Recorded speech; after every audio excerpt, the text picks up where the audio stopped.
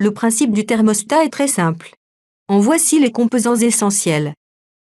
Une commande rudimentaire à bascule, on-off. Une source de chauffage reliée à la commande.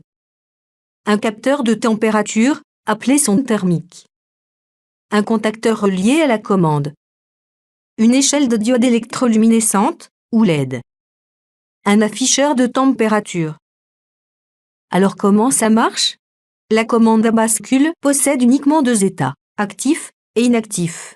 À chaque fois qu'il reçoit un signal en entrée, à gauche sur votre écran, il change d'état. S'il est actif, il devient inactif. Et inversement. Le système de chauffage est asservi à la commande à bascule. Lorsque celle-ci est active, le chauffage fonctionne. Si elle est désactivée, il s'éteint. Le contacteur est composé de deux lames, en jaune sur votre écran. La lame du dessous monte en même temps que la température, donc lorsque le chauffage fonctionne. À une température prédéfinie, les deux lames entrent en contact et envoient un signal dans le circuit. Voyons maintenant notre système complet.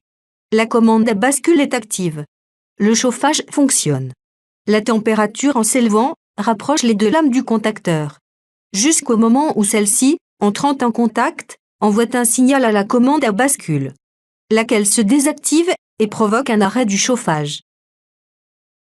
Comment passer d'un thermostat domestique à ce que nous pourrions qualifier d'algostat physiologique?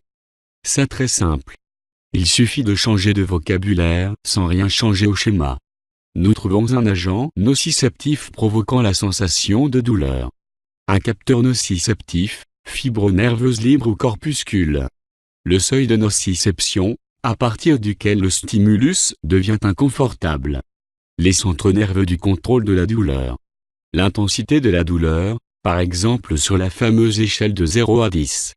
Et bien sûr, les voies nerveuses de la douleur. Lorsque celle-ci active ou augmente un phénomène, nous parlons d'activation. Quand au contraire, elle freine ou arrête un phénomène, nous parlons d'inhibition.